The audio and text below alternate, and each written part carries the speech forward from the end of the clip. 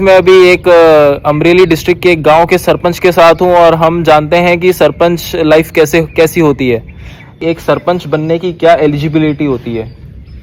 उसकी एलिजिबिलिटी में सबसे पहले बात की जाए तो उम्र की होती है कि 21 साल की उम्र होनी चाहिए और यहाँ का नागरिक होना चाहिए गांव का, और यहाँ के हमारे भारत के राष्ट्रीयता होनी चाहिए। सरपंच जब एक आदमी बन जाता है तो सरपंच बनने के बाद उसकी क्या क्या जिम्मेदारियां होती है? उसकी जिम्मेदारी की बात की जाए तो पूरा गांव का विकास की उसकी जिम्मेदारी होती है, यानी कि, और सामाजिक जिम्मेदारी की बात की जाए तो सामाजिक जिम्मेदारी में सब लोग मिलजुल के रहे पे प्रायोरिटी होनी चाहिए।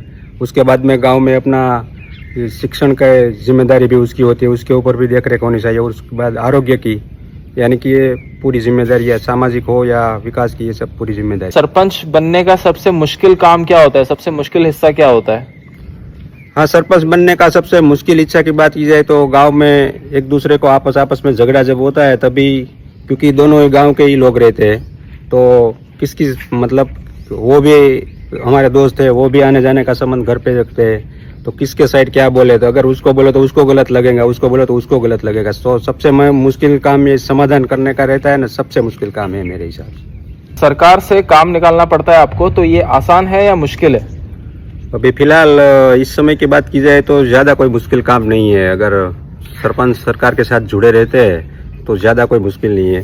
आज का यूथ अगर पॉलिटिक्स में आना चाहता है तो आप उनको क्या सलाह दोगे? बिल्कुल ज़रूर आना चाहिए, क्योंकि ऐसे पढ़े लिखे और ख़ास करके अगर युवा जो कि सरपंच हो या कोई भी पद पे, मतलब इससे राजकीय स्तर पे आगे बढ़ना चाहते जरूर आना चाहिए, क्योंकि देश को ऐसे पढ़े लिखे नवयुवान की आगे आने की खास ज़रूरत है और देश के लिए भी वही फायदा होगा।